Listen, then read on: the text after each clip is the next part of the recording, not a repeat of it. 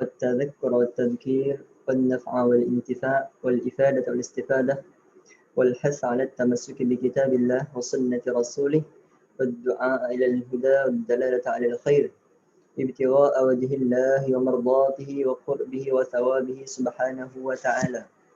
أشهد أن لا إله إلا الله وحده لا شريك له وأشهد أن سيدنا محمدا عبده ورسوله وأن عيسى عبد الله ورسوله وكلمته ألقاها إلى مريم وروح منه وأن الجنة حق وأن النار حق. رب اشرح لي صدري ويسر لي أمري واحلل عقدة من لساني يفقه قولي ولا حول ولا قوة إلا بالله العلي العظيم. Assalamualaikum warahmatullahi wabarakatuh. Alhamdulillah, kita akan memulakan pembacaan kitab Al-Muqaddimah Al-Hadramiyah fi Fiqhi Sadatis Syafi'iyah. Kitab Muqaddimah Hadramiyah pada menyatakan fiqh mazhab Al-Imam Syafi'i. Kitab Muqaddimah Hadramiyah ini ditulis oleh Al-Faqih Al-Imam Al-Alamah Al-Arif Billah Abdullah bin Abdurrahman Bafadal Al-Hadrami rahmatullahi alaih. Jadi Imam Abdullah Bafadal ni dia berasal daripada Tarim Hadramaut, daripada keturunan Bafadal. Keturunan Bafadal ni salah satu kabilah di Hadramaut lah, yang mana bukan Ahlul Bait, bukan Ahlul Bait. Bafadal bukan keturunan Ahlul Bait, tapi dia berasal daripada Tarim Hadramaut. Di situlah kitab ini dituliskan. Dan kitab ini masya-Allah juga diajarkan di semua pusat-pusat pengajian Islam yang masih mengekalkan keaslian turas, di pondok-pondok digunakan kitab ini sebagai silibus. Kitab ini kita asas bagi penuntut ilmu. Tapi untuk orang awam, maka kitab ini adalah kitab pertengahan, yang mana insya-Allah akan melengkapkan kepada diri kita ilmu yang berkaitan dengan fiqh mazhab Imam Syafi'i. Baik, muqaddimah pengarang memulakan dengan khutbah kitab. Muqaddimah lah, khutbah kitab ni muqaddimah. Penulis menuliskan, membawakan satu hadis daripada baginda sallallahu alaihi wasallam, man yuridillahu bihi khairan yufaqihu fid din, iaitu barang siapa yang dikehendaki bagi Allah oleh dirinya. Apa yang dikehendaki oleh Allah oleh dirinya? Iaitu kebaikan, yang mana Allah berikan kepada dirinya itu kebaikan yang sangat banyak. Maka Allah akan yufaqihu fid din, Allah akan faqihkannya di dalam urusan agama. Urusan agama. Jadi perbuatan yang bersesuaian dengan faqih fid din ini ialah antaranya seperti yang tuan-tuan lakukan sekarang, iaitu menuntut ilmu agama. Jelas di situ ilmu agama. Ataupun Allah berikan kepadanya kefahaman agama. Maka kefahaman agama juga mestilah dilalui dengan menuntut ilmu, tak akan boleh datang tiba-tiba. Jadi kalau seseorang itu dia faham agama, maka dia telah diberikan kebaikan yang sangat banyak oleh Allah Subhanahu wa taala. Maka jangan kita berlepas diri daripada sentiasa berdoa memohon kepada Allah agar Allah menjadikan kita ini faqih dalam agama, ataupun kepada keluarga kita, kepada anak keturunan kita doakan benda yang sama, iaitu mereka ini faqih dalam agama. Tak semestinya mereka akan menjadi seorang ulama yang terkenal, tak semestinya mereka mengajarkan agama nanti. Memadai mereka ini faqih agama, iaitu mereka faham agama, beramal dengan amalan yang benar. Sekurang-kurangnya mereka tahu amalan apa yang mereka lakukan itu benar. Ada dalil, ada petunjuk daripada agama. Mereka tak memandai-mandai. Itulah orang yang mana Allah berikan kepadanya kebaikan yang banyak. Dan di antaranya adalah perbuatan menuntut ilmu. Seperti mana yang Allah berikan kepada tuan-tuan, Allah berikan kepada kita taufik untuk tuntut ilmu, maka itu adalah tanda Allah mahukan kebaikan pada diri kita. Alhamdulillah, alhamdulillah. Dan perlu kita syukur. Moga-moga Allah tambahkan lagi nikmat. Yang mana dengan nikmat ini kita perlu sangat untuk bersyukur. Tak boleh kita rasakan ia sebagai satu kelebihan untuk kita menunjuk-nunjuk, untuk kita membandingkan diri kita dengan orang lain, maka waliyadzubillah dia tidak jadi manfaat untuk kita. Jadi orang yang ada ilmu agama, orang yang belajar ilmu agama, tapi kalau ilmunya itu tak manfaat untuk dirinya, dengan makna dia tak beramal dengan ilmu. Dia alim ilmu agama, tapi dia gunakan ilmu agama untuk kepentingan dunia, maka orang ini tidaklah diberikan kebaikan oleh Allah walaupun dia alim ilmu agama. Sebab yufaqihu fid din ini bermaksud dia alim, faqih dalam agama, dia beramal dengan ilmunya itu. Bukan semata-mata ada ilmu saja tapi tak amal. Gitu ya. Maka orang inilah orang yang dikehendaki oleh Allah kebaikan terhadapnya.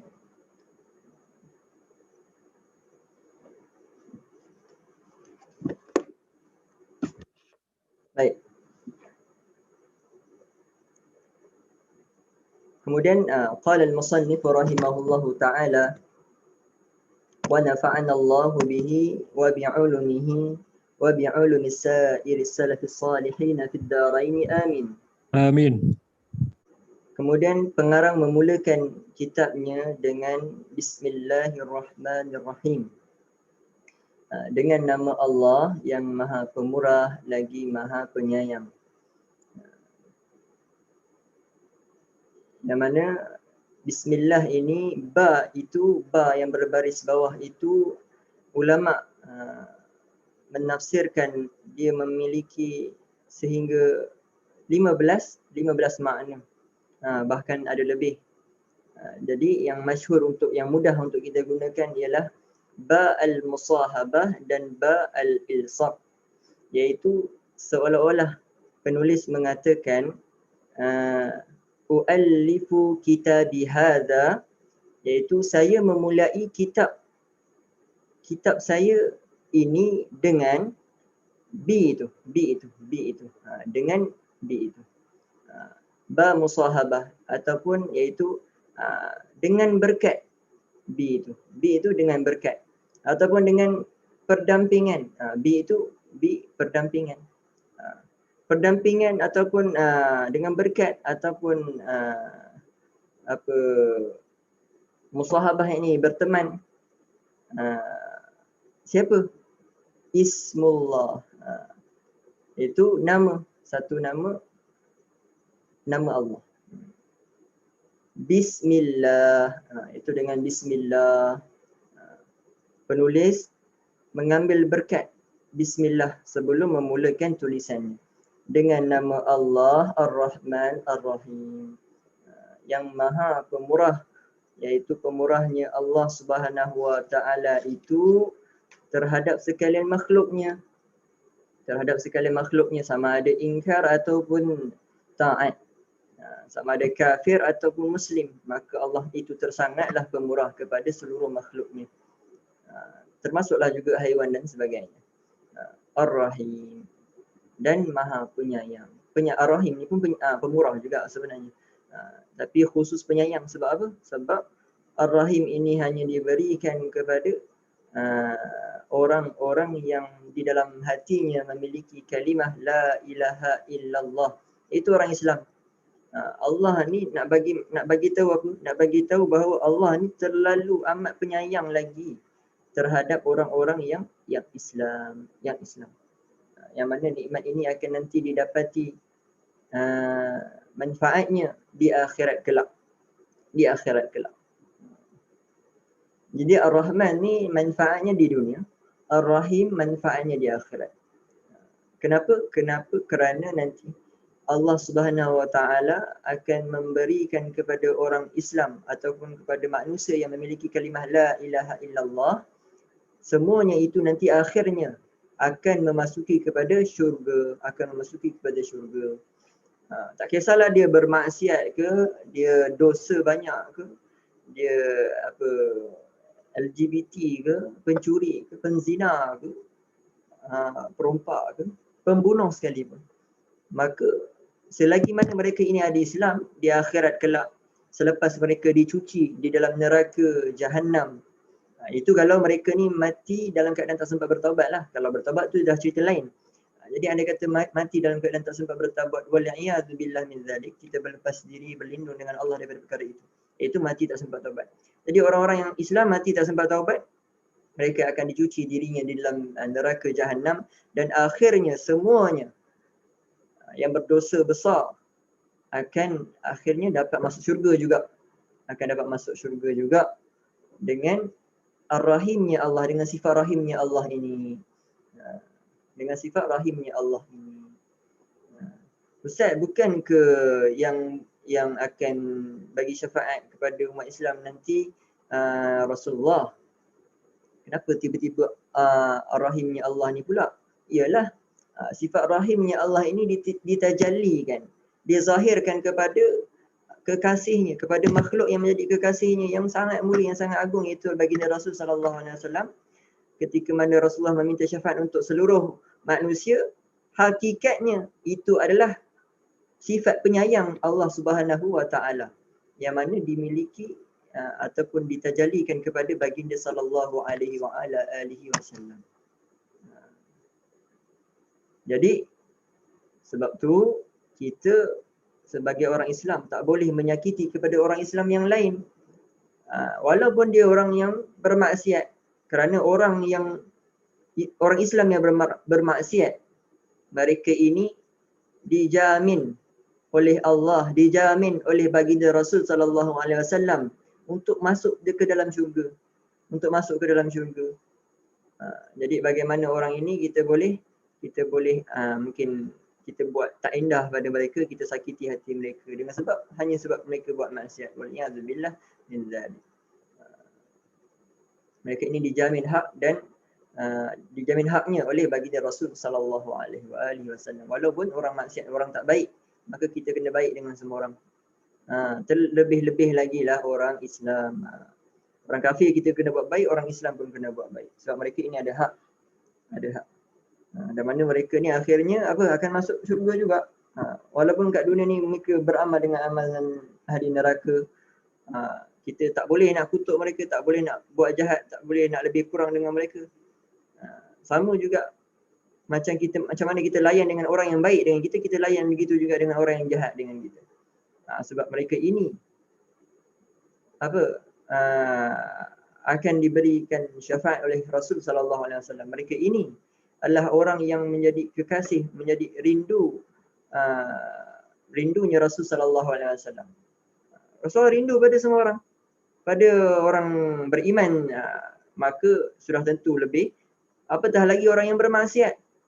Rasulullah rindu dengan semua umatnya yang begitu. Jadi mereka ini ada hak, kita tak boleh buat lebih kurang dengan mereka, tak boleh hina, tak boleh sakitkan hati mereka, kena jaga semua. Selesai. Tersyarah panjang pula, bismillah. Okey. Kemudian barulah masuk muqaddimah, iaitu khutbah kita. Pengarang mengatakan alhamdulillah. Alhamdulillah iaitu segala pujian-pujian itu bagi Allah Ta'ala. Maksudnya apa? Segala tiap-tiap pujian dengan keelokan itu adalah hak bagi Allah Subhanahu Wa Taala. Sama ada pujian itu dimuqabalah dengan nikmat atau tidak. Maksudnya apa? Maksudnya kita ucap alhamdulillah bukan semata-mata ketika dapat nikmat. Kita juga perlu ucap alhamdulillah ketika mana kita dapat mudarat ataupun bala ataupun benda yang kita tak suka, maka kita kena ucap juga alhamdulillah. Sebab yang baik daripada Allah, yang buruk juga daripada Allah. Maka apabila yang diberi itu, yang apabila yang datang itu baik atau buruk itu daripada Allah, maka siapa kita untuk mempersoalkan, siapa kita untuk menolak apa yang Allah beri pada kita. Walaupun mungkin selama ni kita dah buat taat, dah buat baik, tiba-tiba Allah bagi musibah, ya Allah apa dosa aku buat, astagfirullah, ya Allah kenapa engkau buat aku macam ni kan, padahal dah banyak ketaatan yang aku buat, waliyadzubillah min zalik. Tak patut, tak patut untuk kita mengucapkan itu. Kerana hamba wajib mensyukuri nikmat pemberian Allah. Hamba juga wajib mensyukuri bala bencana daripada Allah. Dia wajib ucap alhamdulillah. Dia kena bersyukur semua. Baik buruk daripada Allah, dia kena bersyukur. Akan tetapi Allah, dia nak buat baik kepada kita tak wajib. Allah nak buat jahat, iaitu Allah nak buat tak baik pada kita, itu juga hak bagi Allah Subhanahu Wa Taala. Akan tetapi pada hakikatnya Allah Subhanahu Wa Taala itu tidak menzalimi hamba. Allah Taala tak menzalimi hamba. Apa-apa yang buruk Allah datang adalah sebenarnya hakikat zalim kita pada diri kita sendiri. Mungkin sebab-sebab maksiat, mungkin sebab-sebab yang dosa-dosa yang lalu yang telah kita lakukan kepada Allah Subhanahu Wa Taala dalam keadaan yang kita mungkin tak sedar. Jadi setiap kesusahan dalam hati, setiap kesakitan yang diberikan, setiap ketidaksukaan yang ada dalam diri, pastilah ia diiringi juga bersamanya penderitaan, kesakitan dan benda yang tak suka itu dengan apa? Dengan maghfirah, dengan keampunan Allah Subhanahu Wa Taala, dengan syarat kita jika kita bersabar, dengan syarat jika kita bersabar. Okey. Allazi farada, iaitu yakni Allah Taala mewajibkan ke atas kita tiap-tiap orang mukallaf, iaitu orang Islam yang telah baligh, yang mukallaf iaitu menanggung, yang telah mukallaf ni itu dipertanggungjawabkan ke atasnya tanggungjawab yang tertentu untuk mempelajarinya. Mempelajarinya apa? Ilmu di dalam kitab ni. Dengan maksud tak ada jalan rukhsah, iaitu tak ada jalan rukhsah, tak ada keringanan. Tak ada keringanan untuk meninggalkannya, untuk meninggalkan fardu-fardu yang disyariatkan ini. Alaina alladhi farada alaina ta'alluma syara'i'il Islam. Di atas kita, iaitu yang memfardukan ke atas kita mempelajari akan syariat Islam. Iaitu segala puji bagi Allah ni yang saya baca yang pada terjemahan tuan-tuan pula, yang telah mewajibkan kita untuk belajar syariat Islam. Syariat Islam tu termasuklah pada bab ibadat, bab muamalat, bab munakahat dan lain-lain. Jadi pada bab ibadat ada wajib ke atas kita untuk mengetahui syarat-syarat dan rukun-rukun ibadat yang tertentu.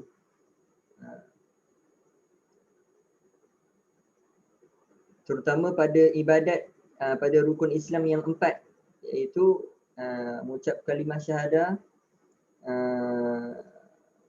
solat 5 waktu, berpuasa, berzakat. Terutama ni yang 4. Satu lagi ibadat haji. Ibadat haji ni pula ada keringanan, ada keringanan. Keringanan apa? Jika tak mampu. Tapi kalau mampu maka wajib dia belajar ilmu bab haji. Kalau kamu tak ada kemampuan nak pergi haji, maka tak wajib belajar bab haji. Begitu.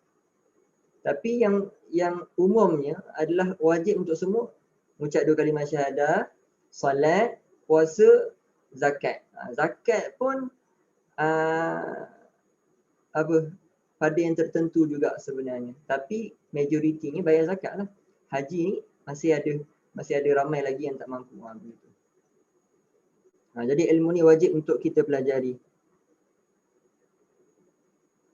Wa ma'rifati sahihil muamalah.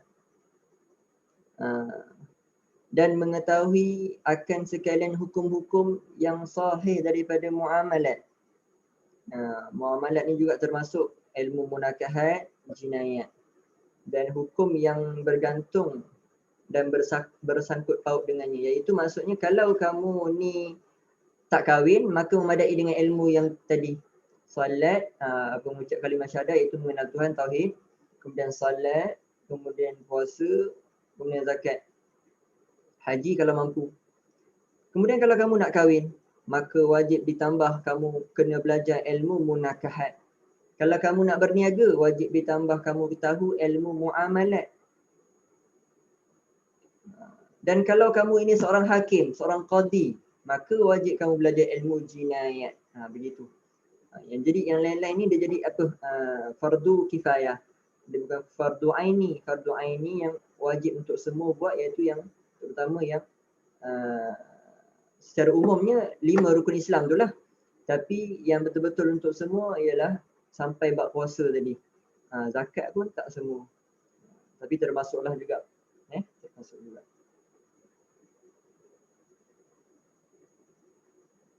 Wa fasidiha, dan rosaknya. Rosaknya yang ni muamalat yang boleh dan muamalat yang tak boleh. Dia kena tahu. Li ta'rifil halal.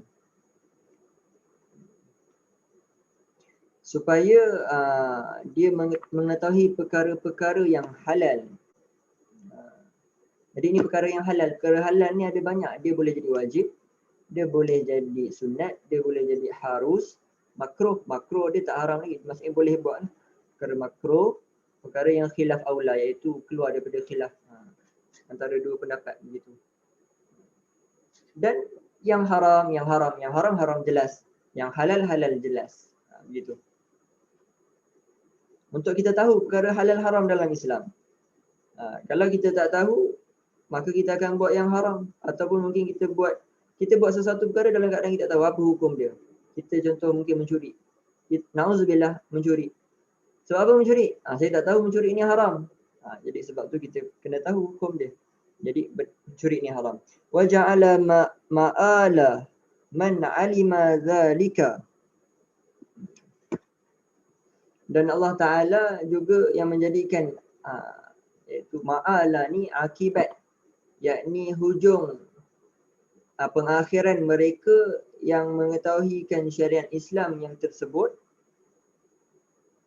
Wa amila bihil khuluda fi daris salam. Dan orang yang beramal dengan, setelah dia belajar tadi, dia beramal, maka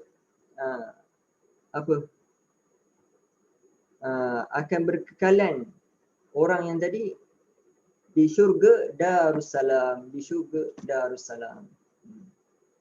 Iaitu Allah menjadikan balasan kepada orang yang berilmu, iaitu berilmu dan beramal dengan syurga Darussalam. Darussalam ni ialah nama syurga lah, nama lain bagi syurga. Nama lain bagi syurga. Di dalamnya nanti barulah ada tingkatan ataupun pintu-pintu. Nanti ada syurga Naim, syurga Firdaus, syurga Adnan, begitu. Darussalam dia nama lain bagi syurga. Wa ja'ala masira, dan dan dia juga menjanjikan masira ni tempat kembali lah, tempat kembali yang mana ia berupa azab, neraka sebagai tempat mereka. Man khalafahu wa asahu daral intiqam. Kepada mereka yang menyalahi dan mengingkari apa yang disyariatkan dalam Islam, daral intiqam, maka Allah akan memberikan kepadanya daral intiqam ni negara ataupun tempat pembalasan bagi amalnya. Wa asyhadu an la ilaha illallah wahdahu la syarika lah.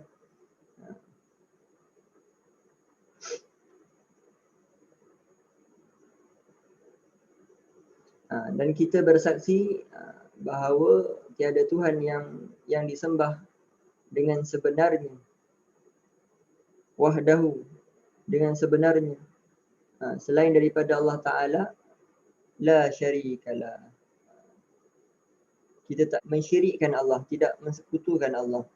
Al-mannu bin ni'amil jisam, iaitu yang mana Allah ni memberi kepada kita nikmat nikmat yang jisam, iaitu nikmat-nikmat yang agung. Nikmat-nikmat yang agung. Nikmat-nikmat yang agung ni yang macam kita sebut tadi, iaitu Allah SWT akan berikan kepada syurga. Wa asyhadu anna Muhammadan abduhu wa rasuluh. Dan dia bersaksi bahawa Nabi Muhammad SAW itu hamba dan rasulnya. Iaitu dia tak boleh iktikad Nabi itu sebagai anak ataupun adik ataupun makhluk yang ada yang bersamaan pimpinannya di dalam alam semesta ini. Waliyadzubillah. Nabi Muhammad hamba dan rasul. Begitu. Senang. Al-mab'utsu rahmatan lil anam. Yang mana Allah utuskan sebagai rahmat untuk seluruh makhluk. Rahmat kepada seluruh makhluk. Itu seperti sabda bagi Nabi SAW, wa ursiltu ilal khalqi kaffah. Iaitu Allah mengutuskan aku kepada sekalian makhluk semuanya. Sallallahu, iaitu Allah SWT berselawat ke atasnya, wasallama, dan salam atas alaihi wa ala alihi, kata ahli keluarganya, wa sahbihi, dan sahabat-sahabatnya al-bararatil kiram. Jadi selawat Allah ni bermaksud kita mendoakan baginda, salam juga kita bermaksud kita mendoakan salam kepada baginda SAW. Kemudian juga ke atas ahli keluarga baginda yang beriman, ahli keluarga baginda yang beriman. Ahli bait Nabi SAW ada sampai hari ini.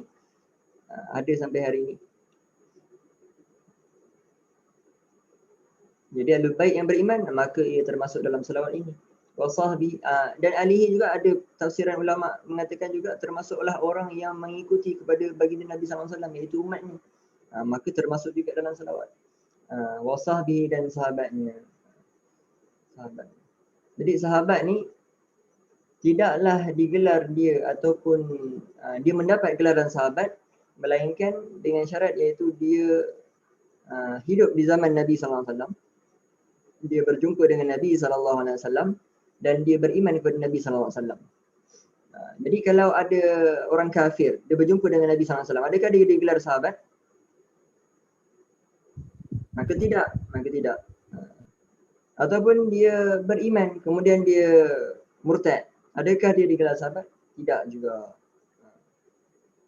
Jadi bertemunya dengan Nabi SAW itu bertemunya itu dengan adat kebiasaan, dengan adat kebiasaan lah, iaitu bertemu dengan adat biasa lah, adat yang biasa, bukan dengan cara mencari adat. Sebab tu kita tak katakan Nabi Isa, Nabi Daud, Nabi Ibrahim, Nabi Musa sebagai sahabat Nabi SAW. Walaupun Nabi SAW pernah berjumpa dengan mereka di langit ketika peristiwa Isra' dan Mi'raj. Kan mereka bertemu dengan Nabi. Adakah kita gelar mereka sebagai sahabat? Tidak. Sebab apa? Sebab mereka bertemu bukan secara adat.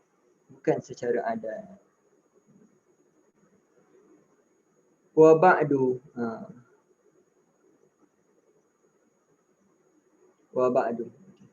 Fahadha mukhtasarun la budda likulli muslimin. Adapun maka ini adalah sebuah risalah mukhtasar yang telah diringkaskan, la budda, yang mana dia menjadi lazim, wajib, mesti, likulli muslimin, bagi setiap orang muslim, lelaki, perempuan, min ma'rifatihi, untuk mengetahuinya, au ma'rifati mislih, ataupun yang sepertinya, iaitu ilmu-ilmu lah, ilmu-ilmu berkaitan dengan apa amal yang kita nak buat. Fayata'ayyanul ihtimamu bihi wa isya'atuhu. Dan mestilah bagi kita ambil berat dan menyebarkan kepada memasyhurkannya, iaitu kita ambil berat dengan ilmu ni dan kita juga masyhurkannya, iaitu kita sebarkan, kita manfaat, kita beritahu ke orang lain tentang ilmu ni. Fa as'alullahal karim an yanfa'a bihi. Maka saya, penulis mengatakan fa as'alullahal azim, maka saya memohon kepada Allah al-Karim an yanfa'a bihi.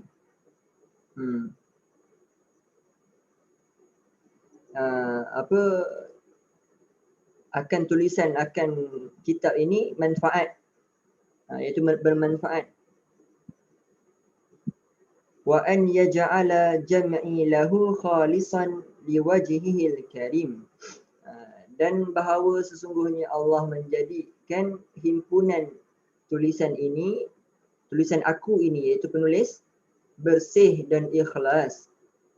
Bagi siapa? Bagi zatnya Allah yang maha mulia. Selesai? Selesai muqaddimah.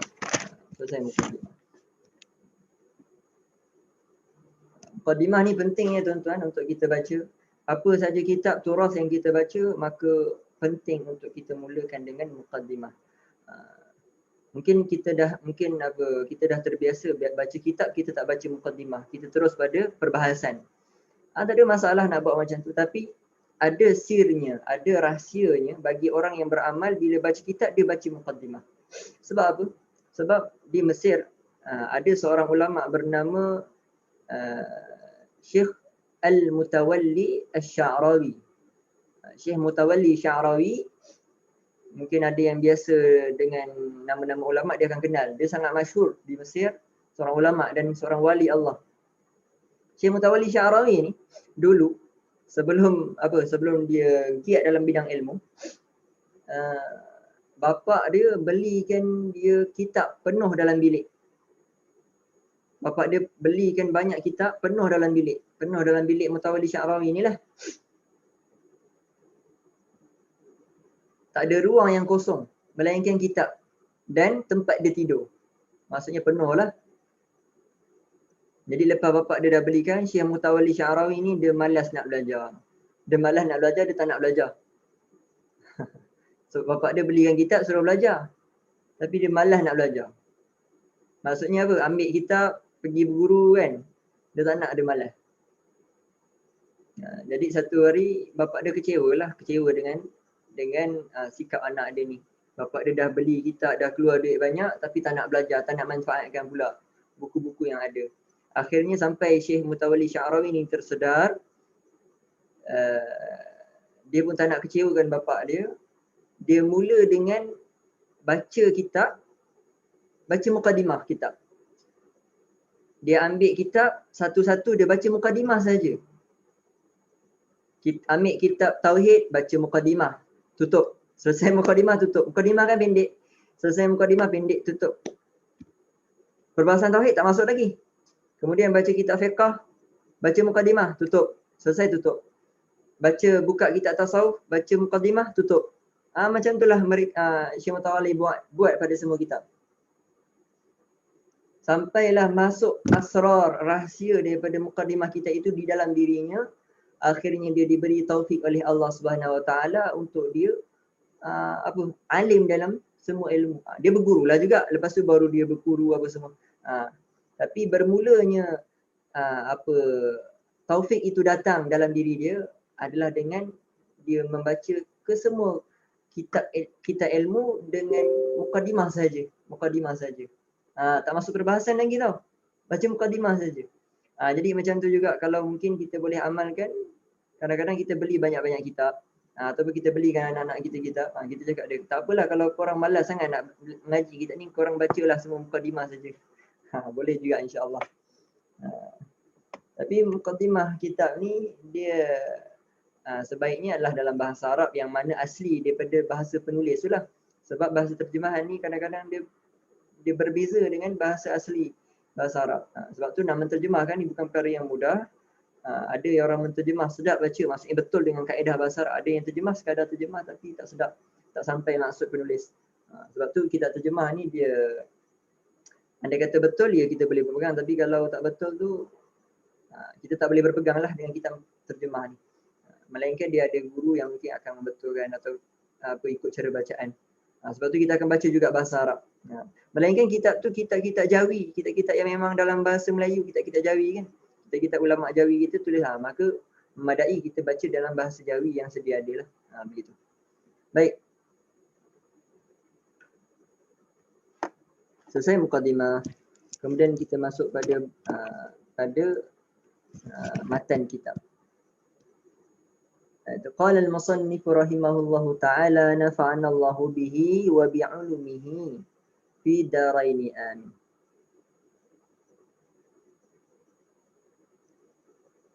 Iaitu kitabut taharah. Iaitu kitab pada menyatakan at-taharah. Jadi kalau yang belajar bahasa Arab, kitabut taharah ni, kitab itu khabar. Khabar daripada mubtada' yang makhzuf, iaitu mubtada' yang tak ada. Kalau mubtada' mungkin kita akan tulis hadza kitabut taharah. Okey, tak apa.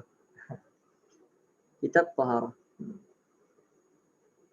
Jadi taharah ni Allah Subhanahu Wa Taala berfirman dalam Al-Quran, a'udzubillahi minasyaitonir rajim.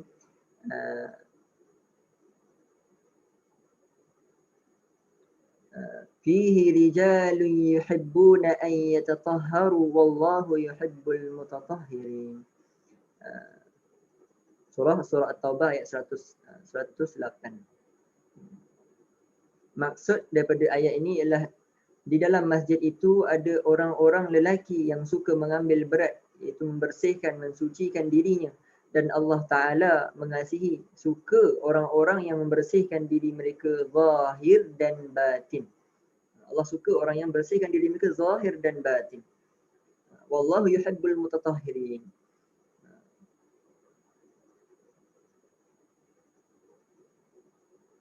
Jadi dengan nas inilah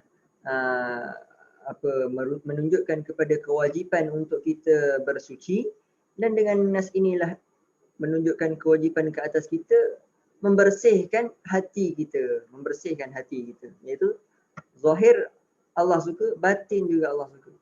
Maksudnya kalau kita tak buat dua, Allah murka. Waliyadzubillah min zalik.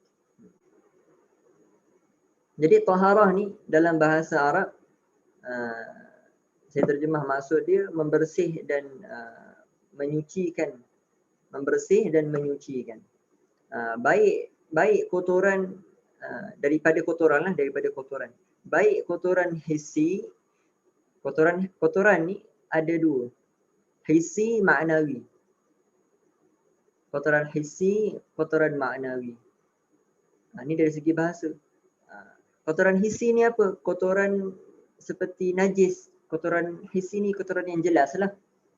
Najis, tai,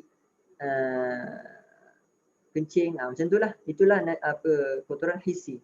Adapun kotoran ma'nawi seperti sifat ujub, sifat riya, takabbur, dengki dan yang seumpamanya. Inilah kotoran ma'nawi, hissi, ma'nawi. Dua kotoran ini wajib dibersihkan bagi setiap mukallaf, untuk bagi semua orang Islam. Jadi selama ni kita belajar bab taharah hissi saja. Pada bab fiqh taharah hissi. Pada bab tasawuf barulah dipelajari di dalam bab tasawuf itu taharah untuk cara untuk membersihkan kotoran ma'nawi,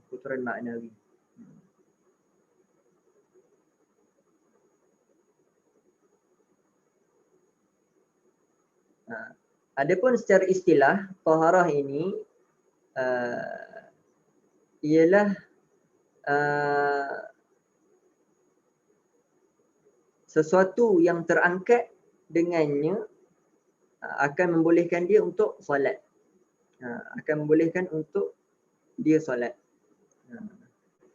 Dan di dalam taharah taharah hissi tadi, dalam taharah hissi ada dua pula.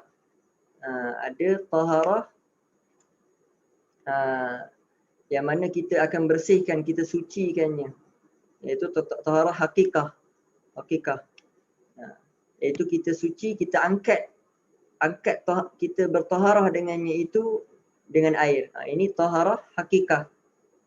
Taharah hakikat lah, taharah hakikat. Yang mana kita angkat sesuatu apa hadas tadi dengan air. Itu taharah hakikah. Adapun taharah cara hukmiyah, iaitu kita angkat hadas tadi dengan tanah, dengan debu tanah, iaitu dengan kaedah kita bertayamum. Sebab orang yang dalam keadaan dia berjunub, katakan, tapi tak ada air untuk dia mandi junub, tapi dia wajib solat tak? Wajib solat. Maka ketika itu memadai dia bertayamum, bukan untuk angkat hadas junub dia tadi, tapi untuk membolehkan bagi dia solat. Jadi itu taharah, kaedah taharah hakikah iaitu menggunakan air, dan hukmiyah itu menggunakan tanah, debu tanah. Ni pada bab tayamum lah.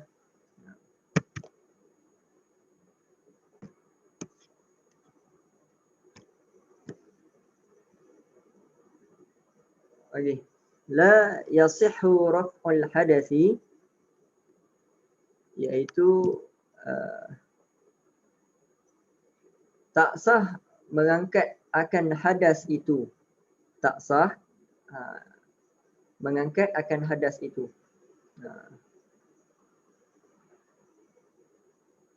Ini termasuklah hadas asghar. Saya sebut hadas asghar, iaitu kita dah belajar pada Safinatun Najah, hadas ni ada hadas asghar, hadas awsat, ada hadas akbar. Jadi tak sah untuk kita angkat hadas asghar dan hadas akbar. Akbar ni iaitu yang mewajibkan bagi dia untuk mandilah dan menghilangkan najis. Wala izalatun najas, dan menghilangkan najis. Termasuklah najis itu najis mukhaffafah, najis mutawassitah, najis mughallazah, illa bima, kecuali dengan air, yusamma ma'an mutlaqan, yang mana air itu dinamakan air mutlak. Jadi bahasa mudahnya, tak sah kita angkat hadas kecil, hadas besar kalau tak ada air mutlak. Begitu juga penyucian, izalah tu penyucian, iaitu ketika kita buang air kecil, kita buang air besar. Tak sah juga penyucian itu jika tidak dengan air mutlak. Habis tu kalau kita, contohlah kita cuci buang air kecil, buang air besar, kita cuci dengan mungkin air sirap, katakan. Air sirap ke, air Milo ke. Tapi dan kemudian hilang najis, tak nampak najis. Betul. Bila kita guna air lain, hilang tak? Hilang. Mungkin wangi lagi, tak ada bau. Bersih kan? Bersih. Kemudian dia berwuduk. Sah tak wuduk dia? Dia berwuduk dengan air mutlak lah pula. Maksudnya tadi dia menyuci, izalatun najis. Izalatun najis tu iaitu dia bersuci lah, dia menyucikan, menghilangkan najis, iaitu kencing dan beraknya tadi, dengan air yang selain air mutlak, kan bersih. Kemudian dia berwuduk. Sah tak wuduk dia? Siapa-siapa jawab? Tak sah. Tidak sah.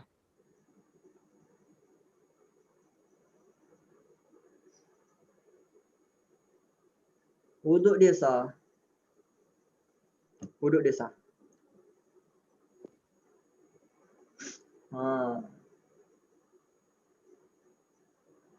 Sebab Sebab apa? Sebab najis tidak membatalkan wuduk. Sebab najis tak membatalkan wuduk.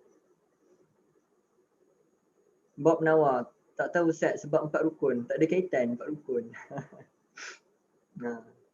Okey, tadi saya kata sah wuduk dia. Bayangkan maksudnya sebelum tu dia cuci kencing atau beraknya guna air sirap katakanlah. Kan? Bersih hilang. Lepas tu dia berwuduk. Okey, saya kata wuduk dia sah. Kemudian dia nak solat. Boleh tak ada solat? Tak boleh. Tak boleh. Tak boleh. Ya, ketika itu baru betul tak sah solat dia. Tak boleh solat. Sebab apa? Sebab penyucian najis dia tadi tak memenuhi kehendak syarak. Memang bersih. Mata zahir kita, jumpalah doktor mana pun dia akan cakap bersih, suci. Mungkin dia akan kata tak ada kuman, dah bersih lah. Tapi di sisi syarak tak sah. Di sisi syarak tak sah. Maka ketika itu, bila dia dah ambil wuduk dia sah kan? Maka ketika itu memadai dia jirus kemaluan dia depan atau belakang dengan air mutlak. Jirus je, tanpa dia sentuh. Dia jirus je. Kemudian dia boleh solat. Macam tu. Ini bab ni nak nyatakan bahawa okey, kalau wuduk kita maklumlah tak boleh pakai air selain air mutlak. Tapi bab penyucian tadi. Bab penyucian tadi pun sama juga, tak sah penyucian tadi walaupun bersih hilang. Walaupun bersih. Begitu. Yusamma ma'an mutlaqan. Yang mana air itu dinamakan air mutlaqan. Mutlaqan dalam kitab Umdah disebutkan air mutlak ni air yang bila qaidin.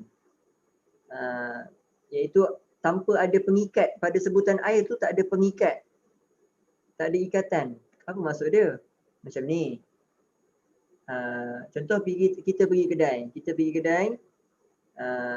Bang, saya nak order air Milo. Nanti orang tu, abang tu dia akan hantar pada saya apa? Air Milo. Jadi air Milo tu pengikat kepada air tadi. Andai kata saya order air. Bang, saya nak air. Saya sebut air saja. Tapi dalam hati saya nak air Milo. Saya sebut air. Nanti dia akan hantar air kosong. Betul tak? Air kosong. Yang mana kalau air tu, air kosong lah. Lepas tu kita marah dia. Bang, saya nak air Milo lah. Sebab kita sebut dalam hati tapi kita kata nak air saja. Jadi bila kita sebut air, maka apa yang dikehendaki ialah air yang kosong, yang mutlak. Itulah air. Air yang tak ada pengikat. Kalau ada air Milo, air sirap, air mawar, semua tu ada pengikat. Itu nanti barulah dia akan jadi air apa? Air yang sama ada dalam bab musta'mal nanti ada air mutaghayyir. Macam tu. Okey. Air mutlak ni ialah air yang tak ada pengikat. Yang mana bila kita sebut air tu bersih. Dia tak ada nisbah lagi lah. Jadi air ni, air yang suci, air yang mutlak di sisi para ulama disebutkan yang mana memang ulama dah buat kajian dan ulama jumpa ada 7. Ada 7 jenis air yang mana bila kita berwuduk dengan air ini maka wuduk sah. Maka wuduk sah. Iaitu air apa? Siapa boleh bagi satu? Air embun. Air mutlak. Air embun Ustaz. Air? Embun. Okey, air embun. Satu lagi? Lagi air apa? Air laut. Air laut. Air hujan. Air hujan. Sungai. Air sungai. Air salji. Air salji. Air mata air. Air mata air. Lagi? Mata air. Okey, betul. Dah 6. Lagi satu? Air telaga. Air? Apa dah? Air apa? Perigi. Air telaga, air perigi. Okey, barakallahu fikum. Jadi Telaga? Jadi 7 jenis air inilah air yang boleh digunakan untuk bersuci. Air yang ada air mutlak lah, kita panggil air mutlak. Jadi air laut walaupun dia masin, kita masih boleh gunakan dia untuk bersuci. Ni yang ijma' lah, yang masyhur. Memang ada juga khilaf dalam air laut, dalam bab air laut ni, tapi tak ada masalah sebab yang masyhurnya boleh kita guna air laut untuk kita bersuci. Walaupun dia masin walaupun dia masin.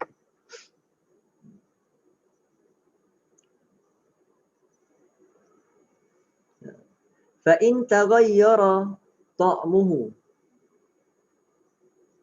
aw launuhu aw rihuhu taghayyuran fahishan.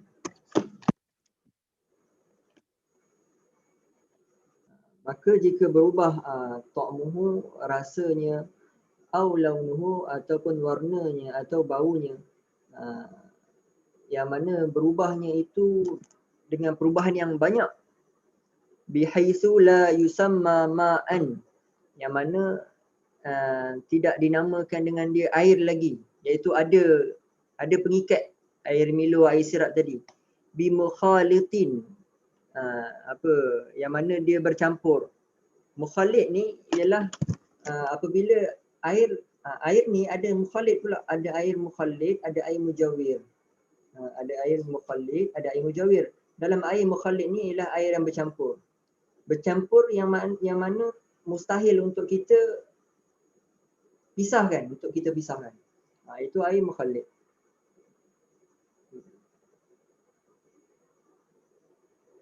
Air mukhalid, air yang tak boleh dipisahkan, yang mustahil untuk kita ceraikan dia. Contohnya apa dia? Contohnya air putih, air mutlak. Kemudian kita campur sirap, kita gaul-gaul, dia dah jadi air sirap. Boleh tak kita pisahkan air mutlak tadi dengan sirap? Susah. Ya, mustahil. Maka walaupun mungkin ada teknologi yang boleh mungkin asing tu, maka itulah yang disebut mukhalid. Air itu tidak boleh digunakan untuk taharah,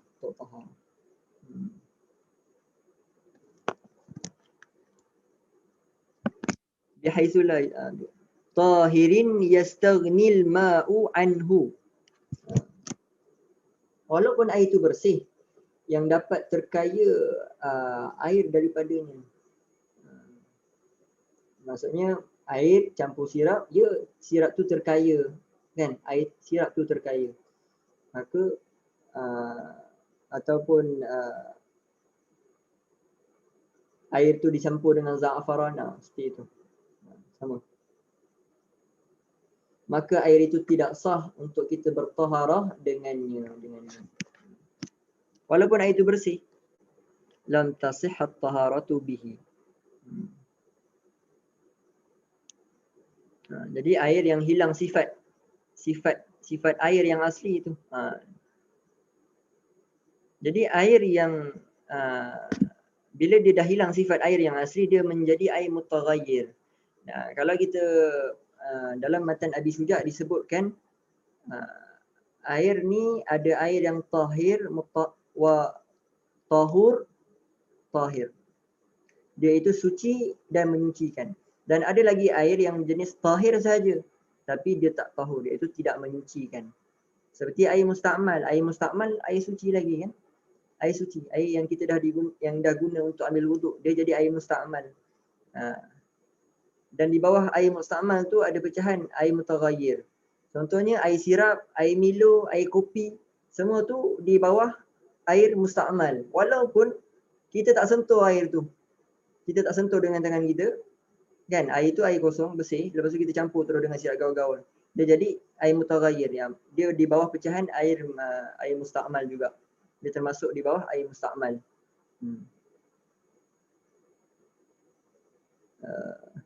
Wattaghayyuru at-taqdiriyu kat-taghayyuril hissi.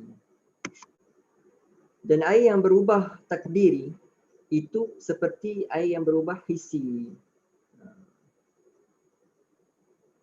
Iaitu takdiri ni, iaitu air yang berubah kerana sangkaan.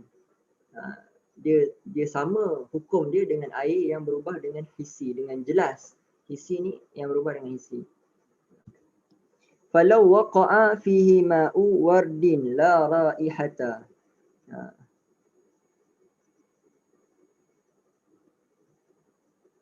Maka jika termasuk di dalam air itu wardin, air mawar, dia dah jadi air mawar, la raihata, dia tak ada bau.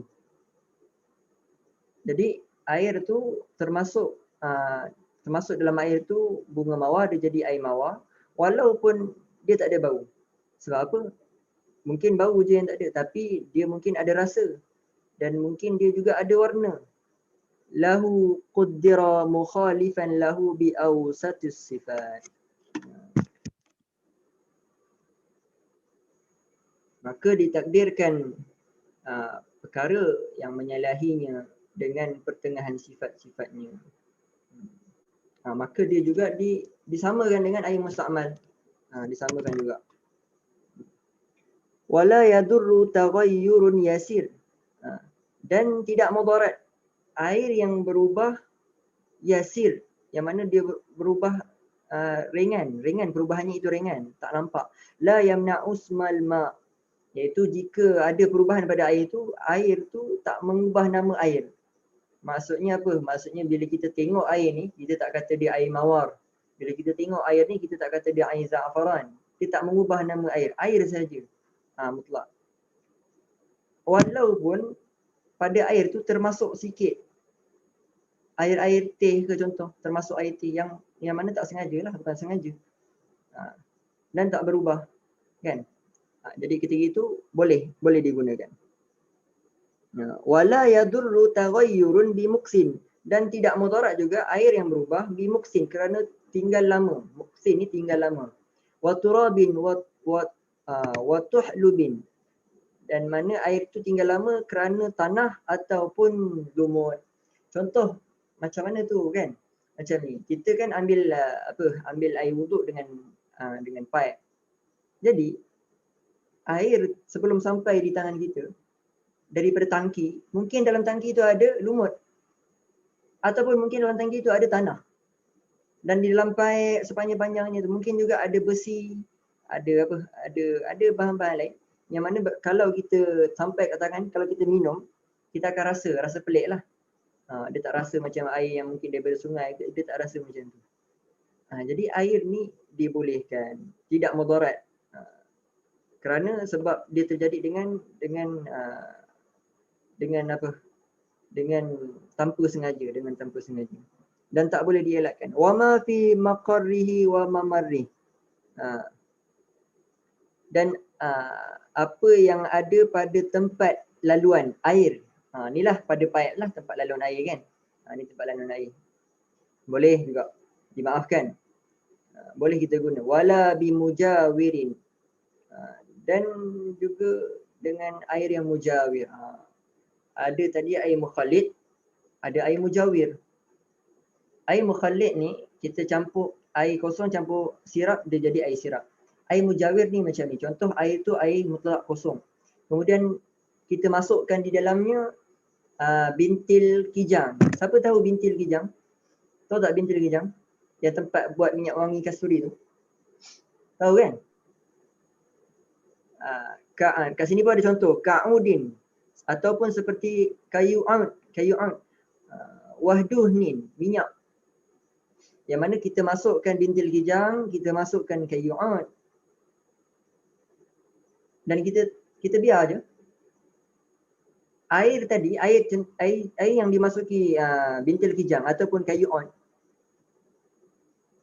kita bau wangi tak air tu? Wangi. Air tu nanti dia akan jadi wangi tak? Wangi. Boleh tak kita bersuci dengan dia? Tak boleh. Tak boleh. Boleh. Sebab dia air mujawir. Air yang mujawir. Kita boleh, mujawir ni mukhalid tadi, ada sesuatu masuk, mustahil untuk kita asingkan. Tapi mujawir, ada sesuatu masuk, kita boleh asingkan. Kita boleh pisahkan. Saya masuk bintil kijang, kemudian saya keluarkan balik, boleh tak? Boleh. Walaupun air itu jadi wangi, maka boleh digunakan. Ataupun kata saya masukkan kayu aud dalam dia, tiba-tiba air jadi wangi, kemudian saya berwuduk dengannya, sah wuduk saya. Ataupun saya bersuci dengannya, sah penyucian saya. Tu dapat kena bezalah. Air mukhalid dia tak boleh untuk bersuci. Sebab dia mustahil untuk dipisahkan. Air mujawir kita boleh bersuci dengannya walaupun ada perubahan. Ustaz, tanya boleh sikit? Ya. Kalau air sabun, Ustaz, termasuk dalam air? Air sabun tak? Air sabun termasuk air mutaghayyir. Tak, kalau sabun seketul tu, yang sabun buku tu, dia masuk dalam air, kita keluarkan, air tu boleh guna mustakmal tak? Oh, maksudnya sabun ketul tu masuk. Yalah, sabun ketul tu terjatuh dalam air kan? Jatuh. Lepas tu anda, betul. Kita keluarkan mungkin dengan penyepit ke, dengan gayung ke, yang mana mungkin tak kena anggota tangan kita boleh keluarkan. Mungkin tak ada masalah. Okay. Barakallahu fikum. Wahdunin, minyak. Air yang telah dimasuki minyak.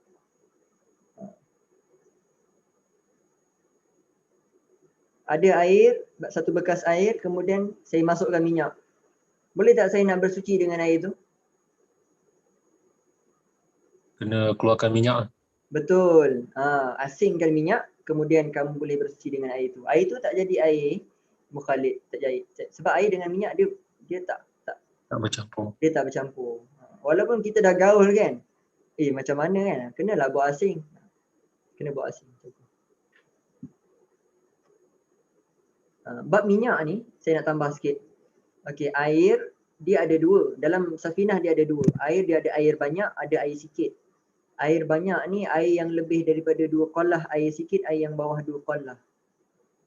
Air yang bawah 2 qollah. Jadi air sikit masuk najis jadi najis.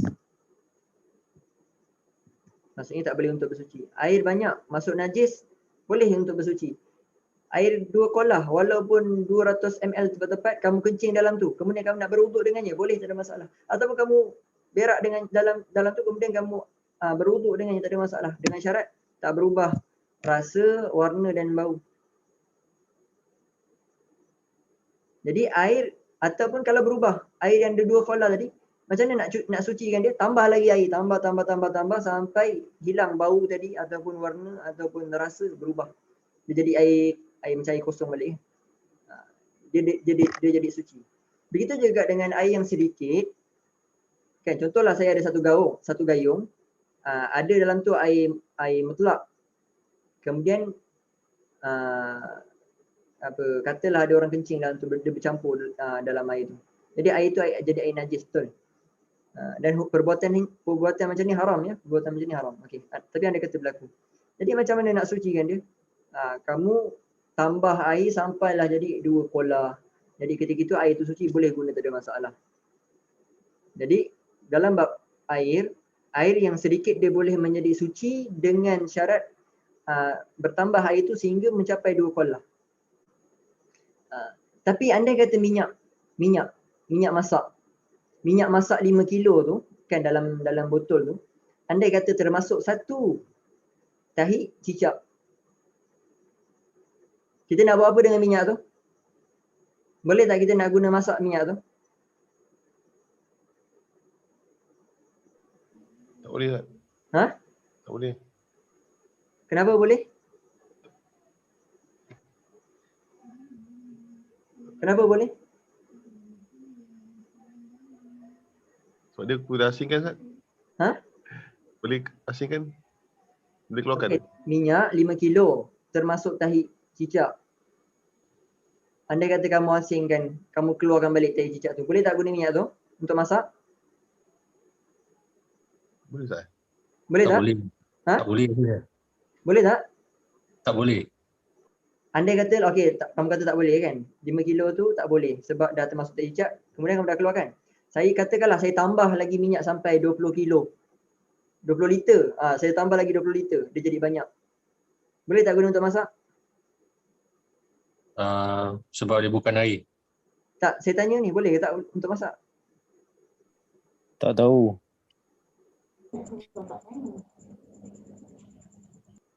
Minyak 5 liter terkena tahi cicak, dah dikeluarkan tahi cicak. Okey, tadi Tuan Ammar kata minyak 5 liter dah masuk tahi cicak, tak boleh guna buat masak. Okeylah, tak apa. Saya nak tambah lagi minyak 20 liter. Saya guna konsep air tadi. Boleh tak saya nak guna untuk masak dengan minyak tadi? Tak boleh rasa Ustaz. Jawapan dia tak boleh. Minyak kalau terkena najis sikit dia takkan menjadi suci walau kamu tambah minyak berapa banyak sekalipun. Dia takkan menjadi suci. Jadi kalau minyak tu jelas pada mata kamu ada najis termasuk kencing ke, tek cicak ke, kamu kena buang terus. Bukanlah buang, mungkin boleh kita manfaatkan benda lain kan, mungkin buat bakar arang ke apa, tapi nak buat masak tak boleh. Sebab masak kan dia akan jadi bernajis pada masakan. Boleh manfaat benda lain tapi untuk masak tak boleh sebab masak ni apa yang kamu makan, jadi tak boleh. Macam tu Minyak dia takkan jadi suci, konsep dia takkan jadi suci kalau penyucian dia takkan jadi suci macam air tadi, macam konsep air tadi. Air kencing boleh jadi suci dengan sebab tambah air sampai 2 kolah, tapi minyak tak boleh. Walaupun sikit maka semua minyak tu bernajis, tak boleh guna buat masak. Wala bimilhin ma'in. Dan juga air laut. Air laut, garam laut. Wala biwarakin tanasara minasyajar, ataupun air di luar, mungkin ada orang tempayan di luar terbuka, kemudian ada daun jatuh kan, banyak, ataupun mungkin dah sampai jadi tanah ke apa, berlumut semua. Ia tak ada masalah, air tu boleh juga digunakan untuk taharah. Wallahu ta'ala a'lamu wa ahkam. Sampai sini saja insya-Allah. Saya pernah lihat satu ceramah tangan dimasuk apa tu? Banyak soalan. Soalan daripada Farah Kurangan Fazil. Saya pernah lihat satu ceramah tangan dimasuk dalam gayung berisi air masih tak mustahmal untuk uduk. Katanya ada dalam mazhab Imam Syafi'i. Macam mana tu Ustaz? Ya betul. Iaitu ketika mana kamu ada air satu gayung untuk berwuduk. Okey. Kamu boleh sama ada berwuduk dengan kamu pegang gayung tu, katalah ni gayung kan. Kamu pegang gayung tu, kamu tuang. Atau kamu boleh guna bekas gayung tu, kamu ambil air dalam tu. Tapi dengan syarat kamu mesti berniat tangan kamu untuk dijadikan sebagai penceduk ataupun gayung. Niat untuk sebagai penceduk, maka boleh. Tapi kalau kamu tak niat, masuk saja, maka air tu jadi mustakmal, kamu tak boleh berwuduk dengannya. Jadi ketika nak masuk tu, niat untuk jadi tangan ni sebagai penceduk ataupun gayung, jadi kamu ambil, dia boleh berwuduk macam biasa. Jadi Ustaz tu cakap betul lah, memang ada dalam mazhab Syafi'i macam tu. Tapi ada kaedah lah nak buat macam mana. Bukan semata-mata masuk jadi boleh tak? Kalau kamu masuk tanpa niat, dia jadi mustakmal. Tapi kalau kamu niat memang untuk jadikan gayung ataupun penyeduk pada tangan kamu, ya dia tak jadi mustakmal. Kamu boleh bersuci dengannya. Wallahu ta'ala a'lamu wa ahkam. Tak ada soalan lagi Barakallahu fikum wa ahsanallahu ilaikum wa jazakumullahu khairan. Subhanakallahumma wa bihamdika asyhadu an la ilaha illa anta astaghfiruka wa atubu ilaik. Wa sallallahu ala sayyidina Muhammad wa alihi wa sahbihi wasallam. Subhana rabbika rabbil izzati amma yasifun. Wa salamun ala al-mursalin. Assalamualaikum warahmatullahi wabarakatuh. Waalaikumsalam Ustaz. Terima kasih. Jazakallahu khair Ustaz. Waalaikumsalam Ustaz. Terima kasih.